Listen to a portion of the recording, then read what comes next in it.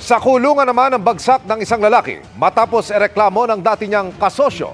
Ang suspect ginagambala at tinatakot umano ang biktima na ipapakalat online ang pribado nilang video kung hindi ito makikipagkita.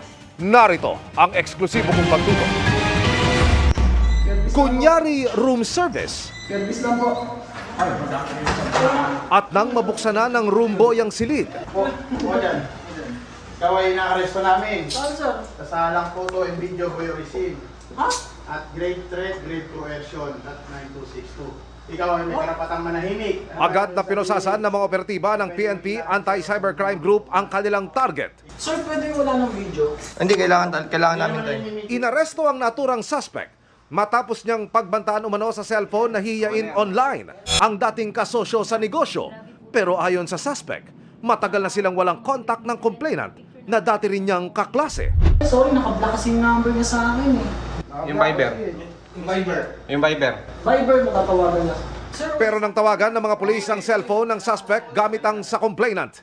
Tawagan mo ano? Ito nagre-ring. Ayon sa complainant na si Unica, kasosyo niya sa negosyo ang suspect. Friends with benefits, ang ika nga'y turingan daw nila ng suspect pero nilayuan din niya ito kalaunan. Parang nakita kong medyo obsessed siya. Ayoko ng ganito dahil hindi ako okay, hindi ako komportable. At nang minsay may nangyari raw sa kanila noon, kinunan pala ito ng video ng lalaki. Bagay na ginagamit daw ng suspect ngayon para hindi siya mawalay sa kanya. Tinatakot ako na magpapakalat ng video sa dummy account niya pagka hindi ako nakipagkita at nakipagtalik po sa kanya. Humantong pa raw sa puntong ini-stalk na siya nito.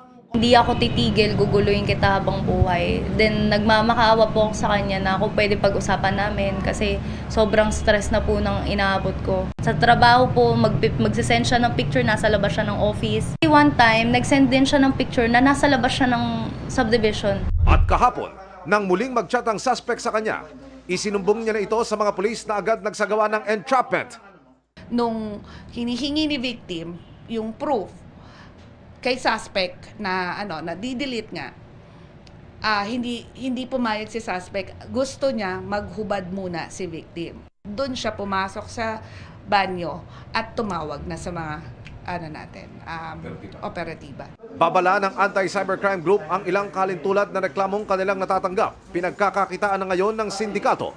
Mas malaking problema pag ito ay kumalat sa mga porn sites. Kasi meron tayong mga cases na ganyan na hindi alam nung mga babae na pupunta na pala sa porn sites ang kanilang mga video, sex videos, binabayaran ang suspect dito once it's uploaded.